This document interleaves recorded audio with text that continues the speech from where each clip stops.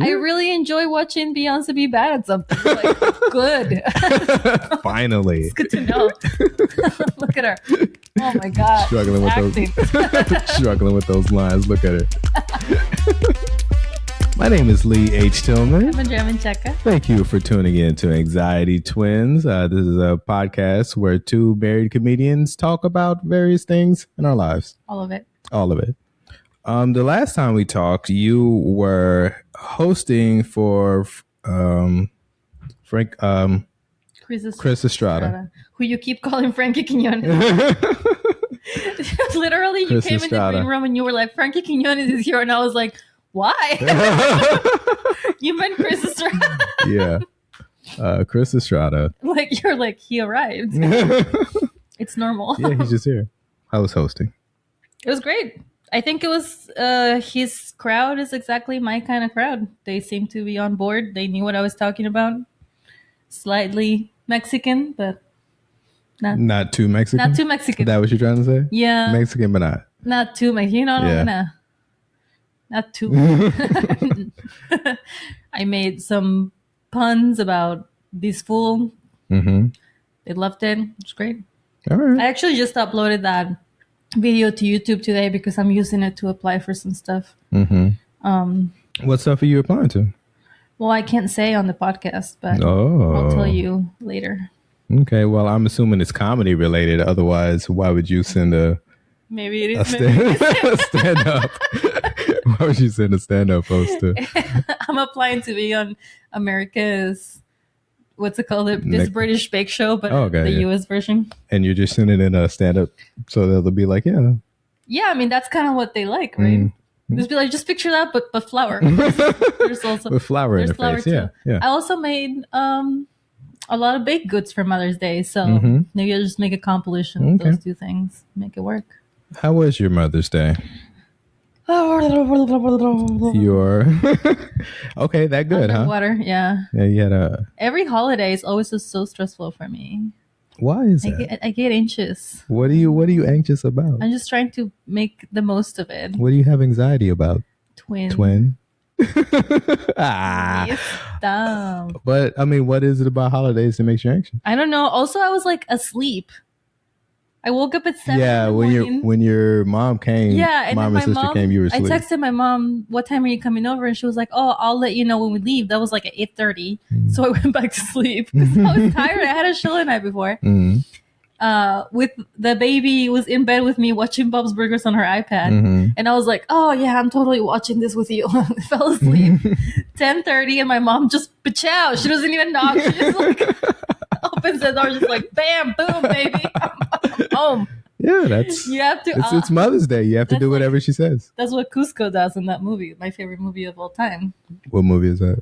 Oh, The Emperor's New Groove. Oh, okay. That's how he enters a room. He like kicks the door open. He's like, bam, boom, baby.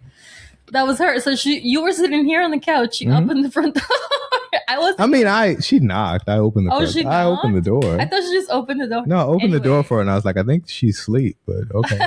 You just closed the door again. Sorry. Not my mom. Bye. So I wake up and she's like, she's there. And not only that, she just is here now. Yeah. Which like. I mean, I couldn't like send her away. It's not like I didn't know who she was. Big mom energy to just be like, I'm here now. Yeah. I'm your problem. I am not even like fully awake. I'm rummaging through the kitchen trying to make coffee, but like I'm struggling. And then she's like, oh, by the way, your sister's not going to be here when your dad comes visit. So now your dad's coming from Mexico to see her graduation. To come to her my sister's graduation. But she's not.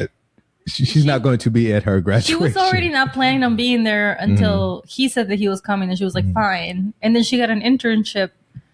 Not last minute. There's plenty of time. It's just that we had already made plans. And she decided it's a really good opportunity, so she decided to go. And so therefore, now I'm stuck with my dad, and my sister is 11 years younger than me, and I'm just like, this is just like those first 11 years of my life where I kept asking for a sister and she was late. And now she's like off to wherever. And now I'm stuck with my dad again. So now I have to help this old man who hired a travel agency to buy in 2026. Still doing 2026. travel agencies. Oh God, that was like I just dumped a lot of information on people on the podcast. Mexico in 2026 is still living in the 80s. They like check the newspaper. I mean, but for is movies. it just your dad, or do most people don't do that? Not right? most people, but I feel like the fact that it's like wildly available. Like, where can you walk to here and find a travel agency? Like, they're physically there in downtown Querétaro, and still the newspaper like prints the movie times, so like old people can still do that. I remember. And then there's still people. There's other like the other side of the coin. There's people who have like Rappi, which is like the Uber of Mexico, and like there's apps and things too. But it's like it's all coexisting. Whereas over here we're like, just get a smartphone or you're fucked. There's no, no middle. There's no middle ground either. One or the other. Like there are places where if you live in a place that has a lot of immigrants, because I remember when I was living in Orange County, there's a lot of like Asian immigrants. That's true. And there would be like travel agencies because your family's always coming in and out. So there would be like stuff like that, but not like. And it's not just a travel agency; it's like specifically for that. So you can send money back and like kind of everything. I mean, like if you go to the tienda, which is like there's two around here, they have like the red phone, so you can Western Union call your family on like a physical phone. Or like at Fuban, I think they have like a travel agency, but I don't know if it's like Thai or Japanese because I'm racist, but it's like specifically for that place so that your family feels like they know that they're talking to a real person and they understand. But yeah, like you wouldn't. Yeah. That would just make it harder for us. I just feel like now I don't know the language. Yeah. So hosting was good. My brother was here the other weekend. Yeah. He's out. He does a lot of, he's a runner. So he's always doing like half marathons and 5Ks and 10. He travels around the country doing that stuff all the time. So he was here this weekend. It's not the kind of person I personally relate to, but I do appreciate the fact that he's so straightforward. Like I know what will make him happy. I'm like, he's our guest. So, and here are the things that he likes. Military time, being on time places, and running. So it's pretty straightforward. I feel like, what can we get you? It'll make you happy at 700 hours. What time that is, but I will try. That's 7 a.m. Oh, God. Which he's probably already be awake running. He's somewhere. already been come and gone already. Oh my God. And then your brother left at 4 a.m. and he was trying to say goodbye to me. And I was like, what? He was like, I made the effort. That was all that mattered. Yeah. He was like, hey, I said bye. I did my best. I don't know if she heard it or will remember it, but I'll have to wait until the next trip. Yeah. I was like, Lee knew to give up on me. I always say that I'm going to do stuff and then I fall asleep. Yeah, because you said... It's not my first time doing that. Yeah, because you knew that the flight was leaving early. And yeah, but I was like, well, you should say goodbye tonight. Like, I wanted him to say goodbye to the baby but she was already asleep. We had a big day in the sun. Yeah, so... I knew that you weren't going to get up. So I was like, well, say goodnight tonight. And you're like, no, I'll be up tomorrow morning. No worries. I like, well, I thought you guys were going to make a ruckus. Like everything wakes me up. But I mean, I can go back to sleep, but you were very quiet and just pranced on out of here. Until he came and woke you up at 4 o'clock in the morning. I had no idea.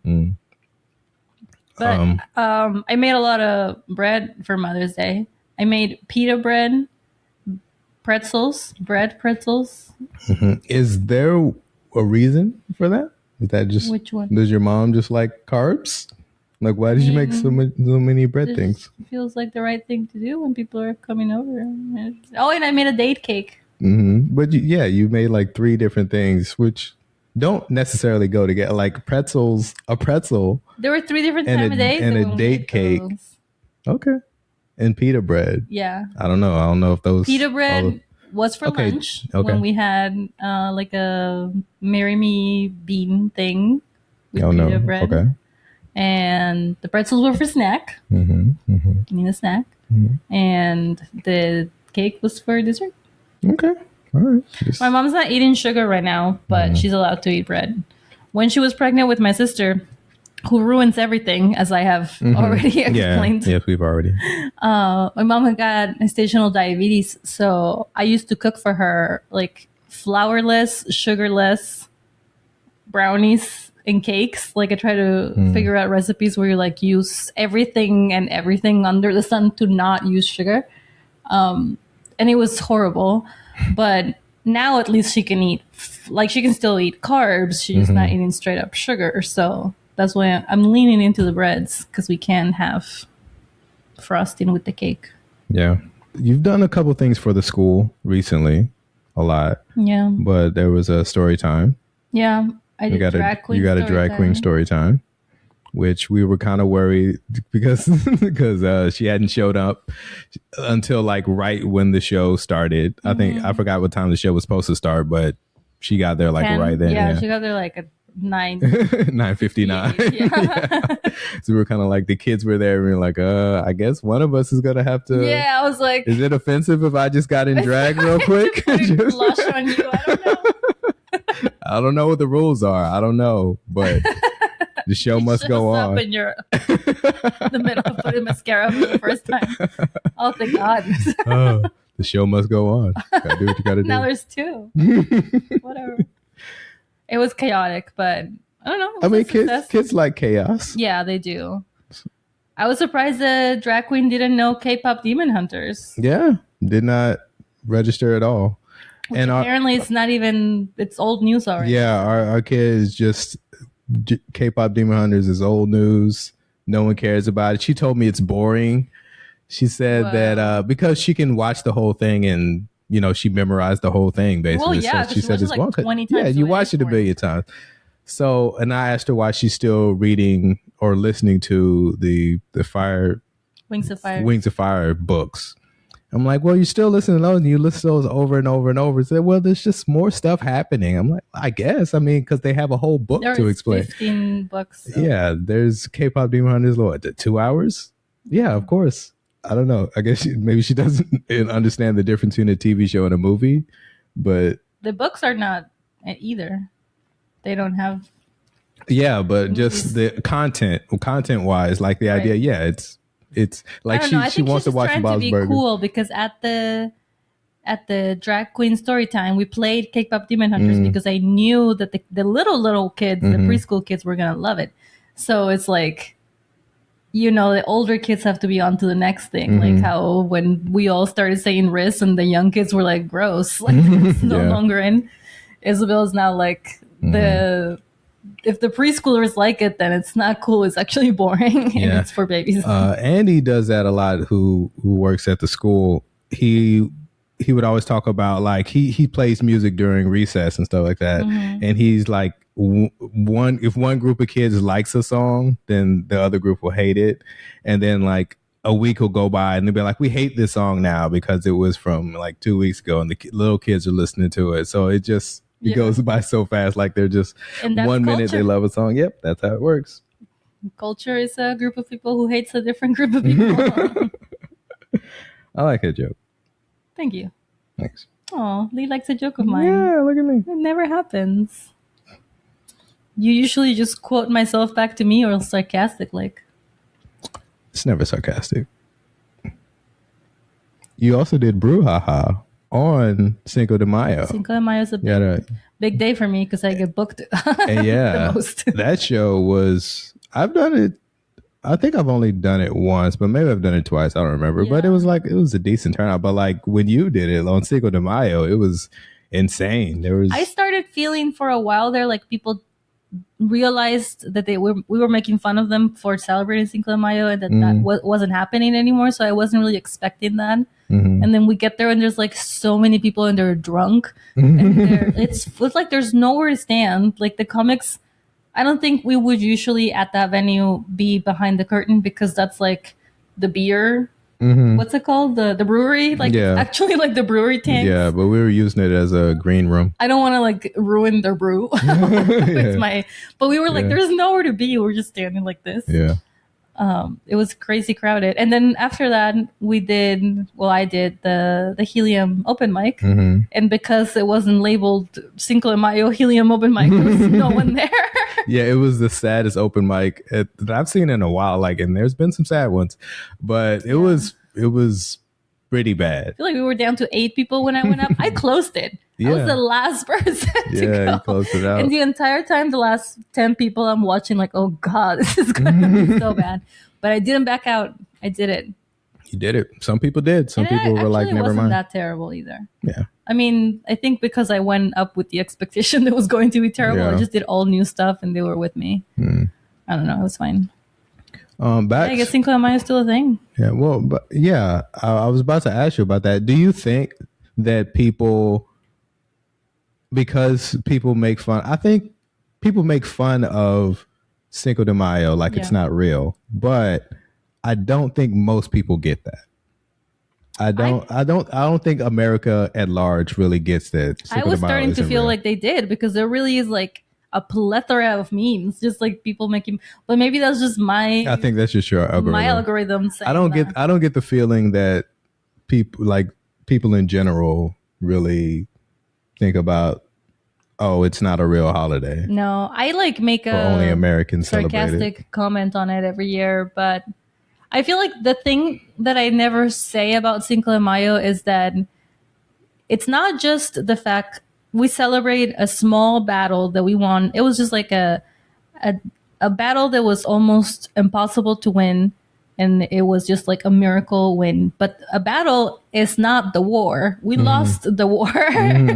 Later on, it became an independent country through different methods that had nothing to do with Cinco de Mayo.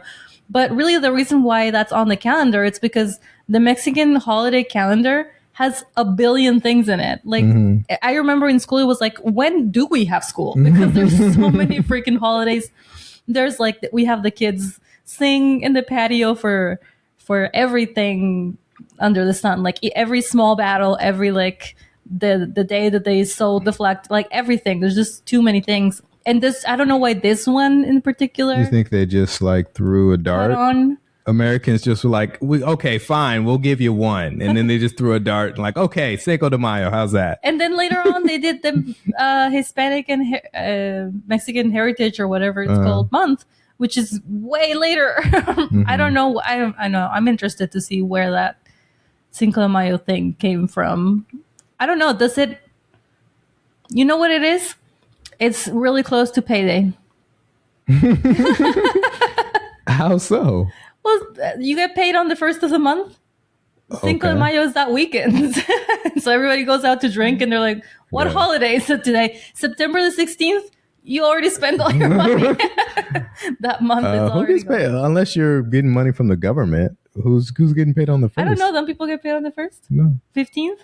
Yeah, the 1st and the 15th if you are getting government subsidies. But don't people get paid on the first year too? No, you get on the Friday. You get paid on Friday. That's generally on Friday. Yeah. Every week. Yeah. No. Or every week or every 2 weeks. You get paid on Friday. Where I worked. I don't know where that 1st and 15th thing comes from. And not even 1st and 15th, just first. Yeah, unless you're getting. I don't want to say the name of the place, but I got paid on the 1st. Unless you're getting SNAP benefits. Have to do a query to people. When do you usually get paid? Do you usually get paid on the 1st and 15th or every Friday? For me, it's always been Friday is the day you get paid. People have written songs about it. Is that like a healthcare thing? No, I don't know. It's the day before the weekend. So you just get paid on Friday. You go out and do whatever and then come back. You spend your money and then you come back. I mean, that makes sense, but I have never had a job where I get paid weekly on Fridays. Yeah. I mean, the only time I ever hear anyone talk about getting paid on the 1st or 1st and the 15th is when they're getting SNAP benefits or food stamps when I was a kid, but it's SNAP benefits now. Other than that, we'll have to figure it out because anyway. Yeah, we'll work it out. The following day I did a show at Heroes. It was called Heroes Comedy. And it was the first one that he ever did. It was Michael Phelps, the comedian Michael Phelps. And it was me, Cameron Peloso, Julie Corral. And there were two. He said that there were 6 reservations, but only 2 people showed up. So, and paid for the show. So How much we're were the performing, I want to say $5, which Nice. still feels like too much, but for what they got. Funny, yeah. I mean, the guys that showed up. They were good crowd members. It was just like there was only 2 of them. So I don't think so. Karen Pelosi went up first, and there were those 2 guys, and then there were 2 other people that came in later. But I don't know because I wasn't in the room when he was performing. But I don't know if they were in the room yet. So I think he only performed for 2 people. Yeah. The 2 guys that showed up, and like Michael Phelps, who's in the room also, and then maybe the bartenders, which is like 2 of those. And then I went up second, and there were 2 people that came in as I was on stage. So I'm assuming that they just came in and they didn't like leave and come back. So I performed for 4 people. And then as soon as I got off stage, those 2 people that came in, they left. So Julia Corral performed for the original 2 guys. Oh, so I think I'm the only person that performed for 4 people. Those 2 guys had stamina to sit through the whole thing. But the thing is, like, they were down for it. They were good crowd members. That was their plan for They were like, tickets, we're going. Let's go to this comedy show. And they seem to be comedy fans too. They were, Are you a comedy fan? Yeah, I am a comedy fan. Interesting. Are you? No. You don't know anything about comedy. You just showed up. You just said, "Hey, this looks like a thing that I could probably do," and then you mastered it. I was like, I just want to talk about myself, and people need to listen. And that's the perfect thing. And that's you were like, you know what? Stand up. That's it. Yep, that's where you do it. It's a weird skill to have. Just be like, I have a weird personality. Do you guys want to hear about it? Yeah. I always think of it as showing, like being a musician or a painter or something. And for me, like a joke is just like one little piece of art. Like it's a painting. So you hold it up and you say, "Hey, do you like this?" And then people say yes or no. And then you go, "Okay, you like this?" No? Okay. But that's exactly and that's your style, though. Yeah, that's how I do. That's how I think of it. It's just like, I'm just showing you a thing. Hey, do you like it? No? Okay, well, how about this? Yeah. A word picture. Yeah. That's it. That's how I view it. I never thought of it as like, I definitely don't think of it as therapy. No, that should never be the case. Or for it to just be like attention. Like it's not for attention or anything. It's just, I don't know. I just like create these things and say, "Hey, does anybody else like this?" Yeah. And that's it. But yours are very much like one at a time. Yeah. When it's like your life and your background and the story is all entangled into it, it gets a little bit more complicated than that. But even then, it's written as like, even if I am talking about my family, I have a pretty big chunk right now about my family, but every joke, like it's just written at one joke at a time. It's not like I was like, "Oh, I want to tell all these jokes and then tell a story and then put jokes in between it." It was just, I just thought of this joke. You just take every member and then of your I take another joke and make fun of them individually. Yeah. Make fun of everybody individually. Yeah. Clip this and send it to your mom. I'm one of 6 kids. You got so much to work with. Nephews. I got nephews and cousins now. It's all good times. I also did a show on Mother's Day weekend at a sex club. Mm-hmm. And I was really not feeling up for it. Not even just because it was a sex club, although that does add a layer of stress. But I was just really tired. Like my eyes were like doing this the whole time. I was like trying to stay awake and just like not feeling good. I don't even know what I said, but I definitely made fun of the sex club within like jokes that I already do. Like I have that one when I say, "We haven't seen you in months." Mm-hmm.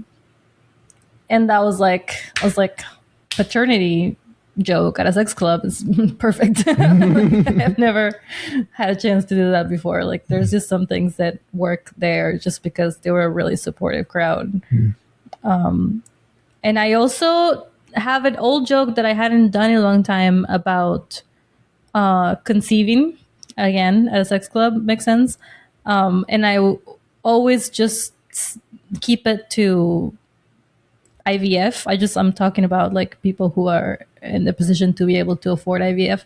But now that I'm supporting my child's school, which is a private school, and there's like so many sets of twins. I was talking about that. Are they really? Speaking of anxiety twins. I only remember one. Well, because you only know the kids in the elementary classroom, which is not as many. But the preschool classroom has 3 classes and they're all full. Oh, that's because of IVF? Yeah. Twins are mostly because of IVF. And I was like, wanting to talk about like, if you go to private school, one of the weirdest things is that most kids there are IVF kids. And then at least like 10% of them have a twin sibling. So not only do you have to like remember everybody's face, which is like, to me, I'm already white people blind, and then they're like tiny. I'm like, you guys all look the same. And then I'm like, oh, that's your twin. That's why you look the same. And then there's like 3 of each. I'm like, oh God, it's so difficult. So yesterday, I DJ'd a vinyl set for Laugh Basement, which I've DJ'd before, but I would always just bring my laptop and just kind of, it was more of a playlist than anything else. It wasn't really like, which is what DJ is. Right? No, it's not. It's not. Okay. And I'm not a DJ. I do play. Warning. I am a beat maker. I'm a music producer, so I make my own music. I generally don't DJ. I believe that's just dork for DJ. But he asked me to DJ, and I was like, well, what if I did a vinyl set? You know, I have vinyl. What if I do a vinyl set? So I thought it would be pretty fun. So I called up the numerous friends that I have that are DJs and musicians and everything. And I found someone that loneliness epidemic. Who? Yeah, look at this guy. Yeah, look at this guy over here. Friends galore. Having friends over here. And I just hit up a couple of people to see if anybody had some, because I don't actually have turntables and a mixer and everything. So I was just contacting some people. They said yeah, so I borrowed them, went down there, and it was actually like really fun to DJ vinyl. Like if I had to do it if it was my job and I had to do it, I understand why people use like digital and stuff like that. But vinyl is fun just because it is it's physical. You're like looking for the records. You have to like figure out what song to play next and everything. So you have 2, and then as like one's playing, you have to change the other one. Yeah, you have to cue the other one. So you put it on cue to where only you can hear it. So you put on headphones. That's why DJs wear headphones. There you go. This whole time? This whole time. I thought wait. Then why do they wear sunglasses? Well, that's completely different. Is there a reason? Oh. Yeah. That's so that you can't see the panic in their eyes because they have no idea what they're doing. Like, oh God, which button? One day you play the next one again. Yeah. People like Golden over and over. So why wouldn't they play it? Yeah. So, but doing it digitally is so much easier because you don't have to bring you don't have to bring a bunch of stuff. You don't have to set up everything is in one space, so you don't have to have like a mix. You have to bring your own mixer and bring on. It's not as many wires. Everywhere. Yeah, you can kind of just like throw. And I assume the queue has more than one. You can queue up multiple songs, and like you're really only worried about like beat matching, which is the BPM of a song versus another song. Like one song may be faster or slower than the other one, and just making sure that they kind of like match up. That's really the only thing that's like really, really difficult to do if you are doing vinyl. It's a little easier with digital because like you can see all that information. Like I don't like back in the day, I don't know how it's so difficult to think about like how someone would just be like, they hear a song and be like, okay, this is about the same BPM. Because now you can just Google what's the BPM of this song. And it'd be like, yeah, it's 100, it's 140, whatever. And like now, you know, it's pretty easy. But back then you just have to like figure it out. Did they do the Laugh Basement dance party break? They didn't do the dance party. I actually had like music ready for the dance party just in case they wanted that, but they didn't. And I also had to so I DJ'd before the show basically. Right. So it was it was cool to do because it was low pressure. It's not like anybody's like on the dance floor. They're like just getting they're just walking into the show. Getting comfortable. So I'm just, playing music as people are getting ready. So it's not that big a deal, which is why I kind of was like, yeah, I'll do it. Mm-hmm. So I'm just DJing like the first hour, and then I'm also providing like walk-up music, providing the walk-up music. And at first I was like, okay, I'm going to have like a different song like for everyone. But then after a while I was like, no, I'm not flipping. I'm not pulling out records for every 10 minutes. It's like 7 comics. Yeah, that show usually has like way too many it's comics. I think it was 7 3, comics. You'd be like, okay, I can do that. Yeah, it's like 7 comics. They're all doing between 8 and 10 minutes except for the headliner.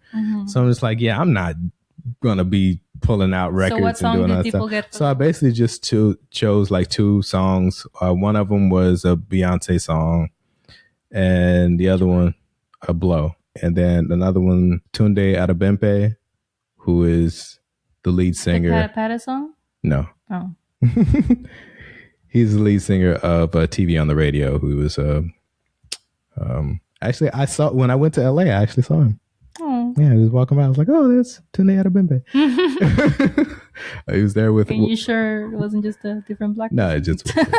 Yeah, the other song, I forget the name of the song, but it was a song by him. So they're both like just upbeat songs. So I was like, okay, well, I'm just going to like go in between. So everybody's getting the same song. They're either getting one song or the other. That's fine. So that was fine. But then I also did a set. Like Hewitt asked me if I wanted to do a comedy set. Oh, you went on stage? So I actually did on stage. So I did. So I DJed the whole show, and then Hewitt's like comes up to me before the show. Like, hey, you want to do like 5 minutes? And I was like, at first I was like, I don't know, because I was DJing at the moment. Like, how am I gonna do So I was kind of like, how am I going to do this? But then like once the show starts, like it's not that much to do because you're just waiting for them. And then so how did you play a song for you to go up? I played the song, and then I ran behind it, and then I ran up on stage. I played the song, ran up on stage. If you've been to Laugh Basement, it's like right there. yeah, it's right there. So, and then I stopped it as I was on stage. Because actually, it seems like there's a DJ booth behind the people up there, but they never use that as a DJ. Yeah, is that what it is? Yeah, I guess they use that. The most of the time I'm there, it's a performance, so it is actually on stage. But if it's just a party, I imagine that it seems small. I don't know how you would fit everything up there. Yeah, I mean, I do have the space. So, do you want to be on my next episode of Getting Ready for Analog Summer with your turntables? Well, they're not my turntables, so I can't. I have to give them back at some point. Still have them, so we can record it tonight. Yeah. Okay. You got to get ready for Analog Summer by turntabling your own backyard party. Yeah. DJing your own backyard party. Yeah. Our block's going to have a neighborhood block party. Yeah, they do. DJ for it. Yeah. I don't know. I'm sure they already got somebody. They seem a lot more organized. They have a budget. Oh, wow. I didn't know all that. They have... You're on the email, huh? I'm on the text group, which I would add you to, except for the fact that I know that you would hate me for it. Yeah. So... Exactly. Who knows you? Yes. Be like, get out of here, you group of neighbors. Oh, well, yeah. They're way more... neighborhood group chat. And a mom group chat and a fundraising group chat. That sounds awful. And then another mom group chat from a different school. That sounds terrible. I can't imagine. I just know everybody. I like to know what's going on. I like to be in the know. Be like, if people got fired from a place that I don't even work at or have never been there, I still want to know. But tell me everything. I want to be a little fly on the wall. Tell me. Yeah, so that was fun. I DJ'd. That was your Monday. I DJ'd and performed comedy on the same show. I've never done that before. That's the first? Yeah. Did you get pictures of you? No, there's no pictures. They used to take a picture at the end too, but like I think everyone kind of left. There was like most of the comics had already left, so I don't think they even took a picture at the end. Not enough time for group no photos. One knows except for who was in the room. Yeah. So still on comedy theme, we're doing the helium mic tonight. One of the last 2 mics before Portland's Funniest Person competition mayhem begins. And then on Wednesday, I have 2 shows in a row. And you're going to have to help me get from one show to another. Why? They're like 10 minutes away. They're not even 10 minutes. You could walk. Actually, you could walk 10 minutes. But the drive hear is me out. 3. You could carry me. Wouldn't that be nice? The two venues are very close. Nice quality time. I could tell you. You get some knitting done while you're there. Put me in your purse. That sounds... I'm just a small chihuahua dog. Yeah, that sounds terrible. I don't know. I think I have to do Lady Killers first and then 420. Yeah, one of my friends from LA, she's doing an hour here. I don't know if she's on tour or if she's just doing a couple shows before she does like a bigger show, I think. But her name's Diane Wong, and she's going to be doing a show the same night that I'm supposed to be doing the show House Party.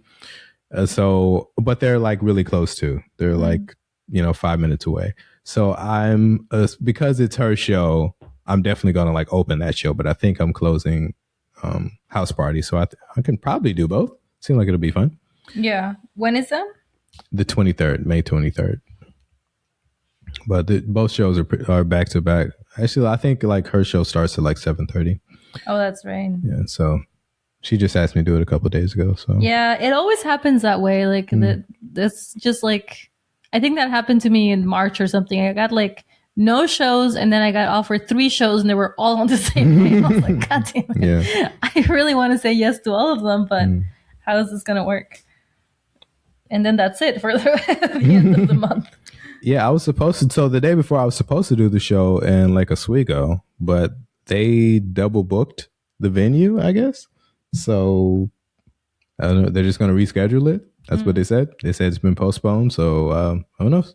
I guess I'll just have to sit tight and see what happens. Oh, I still have to do Showcase Showdown final show. Oh yeah, when is that? You still don't have a date? We were offered a date, and then like 3 out of 4 people couldn't make it. I didn't even reply because I was like, nobody else can make it, so it doesn't even matter if I can go. And he was like, okay, I'll reach out again soon with other options. And I mean, you should have replied. Then you would be the only person there, and you're guaranteed to win. I just be like, I'll do it. One by default. Yeah. You just show up. I mean, I do like these. I mean, those are pretty great odds. I think you messed up. I think you dropped the ball. You don't trust that I could win otherwise. Don't tempt fate. That's all I'm saying. So you want to talk? Got that in a Chinese cookie one time. Don't tempt fate? Yeah. Fucking temptation. It just always comes back to Fighting Temptations. Always comes back to Fighting Temptations. People do, like, every time I post, I've only posted 2 things that have to do with Fighting Temptations, but like when I do on TikTok, it just goes crazy. People like it. Love it when we talk about Fighting Temptations. It's Beyonce. What's not to like? Yeah. I really enjoy watching Beyonce be bad at something. Like, good. Finally. It's good to know. Look at her. Oh my God. Struggling with those lines. Look at her. She's the voiceover for The Lion King too. Yeah. And I don't remember what's the name of this comic. She like has the big hair. She like makes fun of Beyonce doing that too. It's like literally she's just being herself the entire time. She's like, no, Mufasa. that's Beyonce. Like that's all I can think about. It's distracting. Yeah. I haven't watched it for other reasons, but that's probably one reason why I couldn't watch it. Because I'm like, I'm just gonna hear it and be like, that's Beyonce. I can't not hear. Where is she? Speaking of movies. The last thing that we saw, movies on Tubi. That's our little that's a little Tubi. But this one wasn't on Tubi. I don't believe it was. The Life of Chuck. You saw The Life of Chuck. Yeah. Which was a movie I started watching, and then I told you about it, and you said that you wanted to watch it too. Yeah. Because I thought it was gonna be better. You were explaining it in a way that it sounded cool, and then I watched it and I was like, I was trying to prepare you for how weird it appeared to be. But I wanted it to be weird. In the end, it didn't. Yeah, I thought it would be because the first section, I mean, I guess we have to rewind and talk about the movie, but the first section to me is still pretty weird. But by the end, you get why it was so weird. So anyway, Life of Chuck is a movie about a guy who's, I don't know. He's dying and he's trying to. He's had a pretty tough life. Has he? Apparently, you don't think so? I don't know. Has he? Like, what about his life seemed difficult? Didn't he lose his parents and then was raised by his grandparents and then his grandpa also died? No, his grandma also died and then his grandpa died. So he's been like just losing grown-ups his whole childhood. Oh, yeah. Yeah. So, yeah, his parents did die when he was a kid. Yeah. So he lost all of his grown-ups by the time he was 18. And then his other grandparents from the other side of the family came to live with him until he graduated either high school or college. I don't remember. No, high school, I think. High school. Because he was still going to college when he was still. Oh, okay. And so it's just kind of like feel bad for this guy, but at first he seems like he's not the main character. It's all about this like weird thing that's happening in the world. Yeah, the movie is structured in an interesting way where it's 3 parts. It's divided into 3 parts, and the first part is probably. You let me know what you think. I think it was all happening. It was kind of like a metaphor for him dying. It was all happening in his head.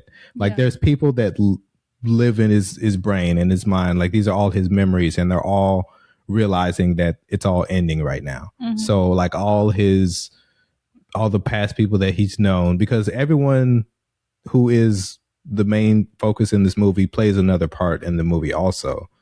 They're actual real people, and these are just his memories that are going on in his head. And it's kind of like your last thoughts, I guess, would be like before you die. Multitudes. Yeah, which we can talk about that too. But what about it? Just how that they just kept saying it but not saying what it meant, or they misinterpreted what "you contain multitudes" means. But the first part is probably the most ethereal and kind of weird and kind of out there part, because the whole time you're watching it, you're just kind of like, what is going on? And it just gets weirder and weirder. And at first I was explaining to, because all I had watched before we watched it together, all I had watched was that first part. So I was like, it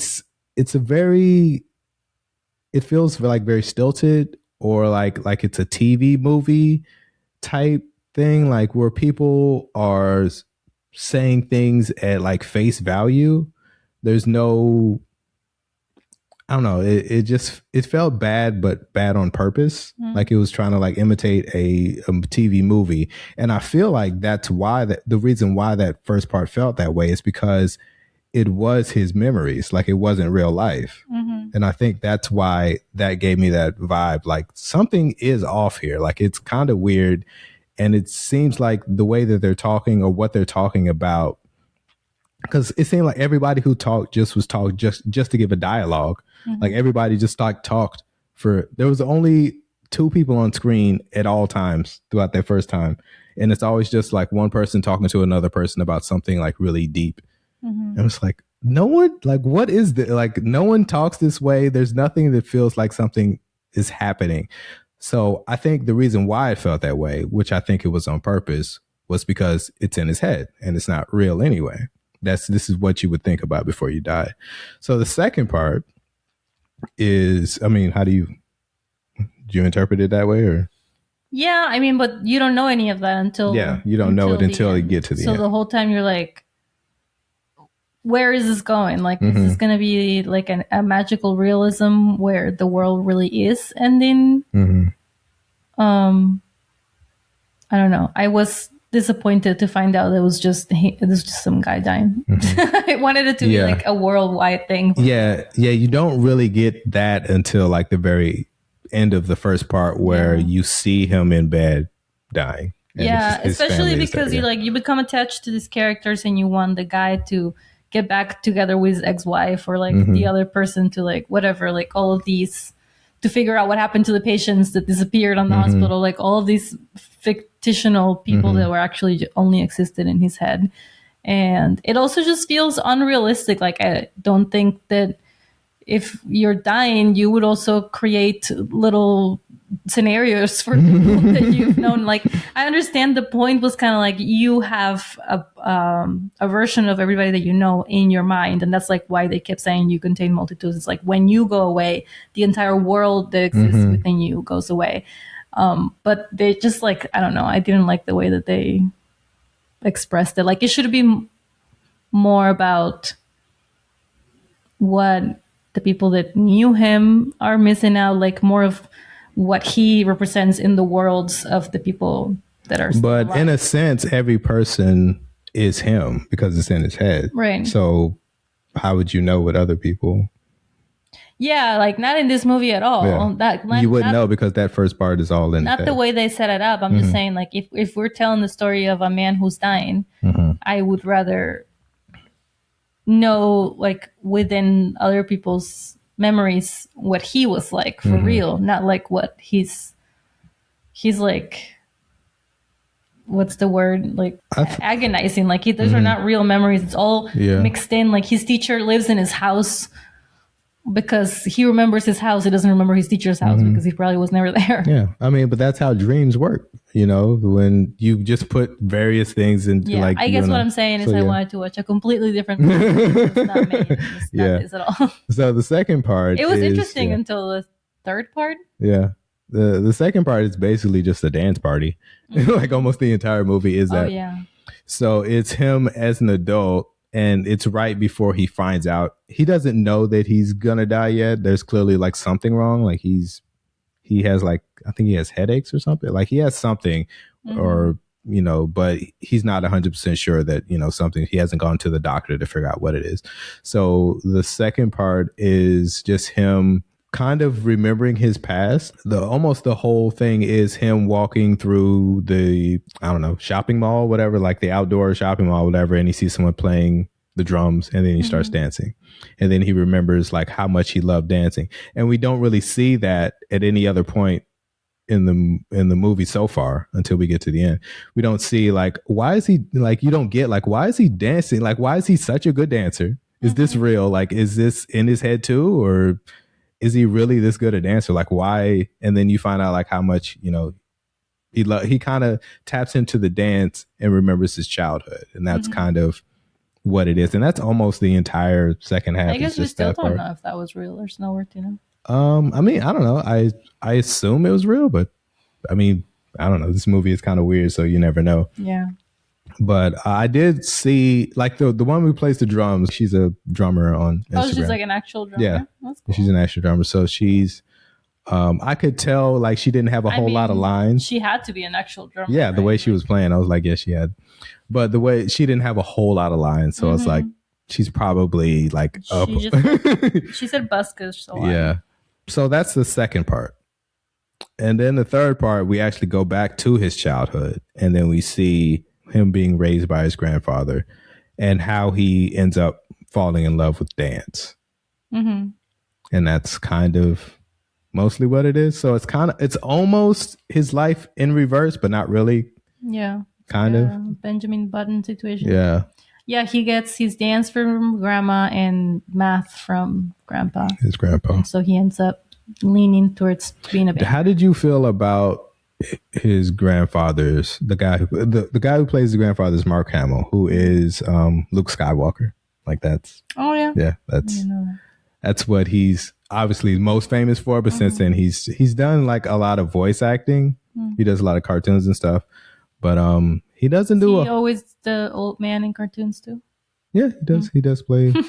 But I remember in the 90s he was Batman, so he's my 90s Batman voice. Some people actually do like him as an actor, and some people are like he's a terrible actor. I thought he was good. You thought he was okay? Yeah, I mean, I bought him as a grumpy grandpa, but I feel like a grumpy grandpa would just be what he actually is, maybe. Yeah. maybe just not far from home. I don't know. And then there was also the weird thing where the grandpa sees dead people in the attic, which is also potentially not true. It's unclear. He just sees himself die. Yeah, he has this ability to see, if he goes into this room, he can see he sees how other people die too, and himself. Last one was he saw himself. Then he sees himself.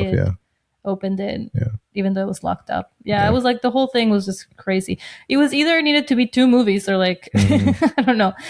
But I guess they were going for like not telling you what happened. Yeah, I mean, I think it was a cool thought experiment. Like it's a cool idea just to make a movie that's different and just like try to like do something different. And I thought it was just cool. Want Mary Kate and Ashley go to Passport to Paris. Disagree. And this is why you usually watch movies without me. I don't know. I think it's worth watching just because it's just like an interesting thing to see, and you probably won't ever see anything else like it. And the way it was structured was interesting. But I don't know. I don't know if I would say like it's, you know, an amazing movie. Yeah, it was similar vibes than The Lobster. I like The Lobster more, a lot more than this. I mean, I didn't like either. So maybe that's why it feels similar to me. It's on my no thank you category. So you like weird, but it has to be like goofy, funny. Like it has to be like over the top. Not necessarily. Funny. No, I just want to know what happened. Like I just don't want you to leave me like when you telling me a story or you're not telling me a story. Like you don't have to tell me. You started talking, so now I have to know what happens. Like at the end, I just want to have a resolution. Okay, well, I think that's enough for today. So, Life of Chuck, how many stars? 2? None. None? That's right. That is hurtful. I'm going to give it 7. 17. I don't know, 3? Yeah. 3? 3.5? I'm gonna have to go do some research and see like where did this come from, because maybe I'll find some answers there. I don't know. I mean, I think the point of the movie is, you know, enjoy your life before you die. That's it. And there were a bunch of parts that I don't know, like you can take multitudes. Like there were parts that were like so sincere and so direct. Like you know, him, the teacher holding both sides of his head and saying you contain multitudes, but not really explaining what that means, just saying it over and over. And I guess the what they were saying was like what you were saying was there are all these people in your head. These are every person that you know is a different. I think that's what she was saying. Just but like I don't your brain is between my hands. But I don't think that's what I contain multitudes means. I contain multitudes means that I'm not just one thing. I'm multiple things. I can do a bunch of different things. It doesn't mean that every person that you know is a part of you. But I think that's why they didn't explain it, because it's also that. Yeah. I mean, I don't know. It just, there was just parts that just completely just missed it, whatever they were trying to get to. And so that's why I don't love the movie. That's why you gave it 17 stars. Yeah, that's why I gave it 17 stars. I said 3.5. Oh, sorry. 3.5. But not bad. I just like that it was, you know, somebody took a swing and made something different. And didn't just have everything tied up in a nice little bow.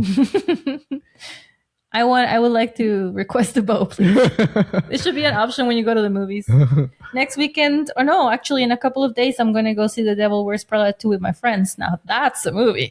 I haven't even seen it yet. I haven't even seen it, but you're like, yeah, absolutely. That's what I'm talking about. No, it's probably going to be mediocre compared to the other one, but I'm still going to watch it. All right. Well, when we get back, we'll talk about that then. Oh, I thought you were saying women.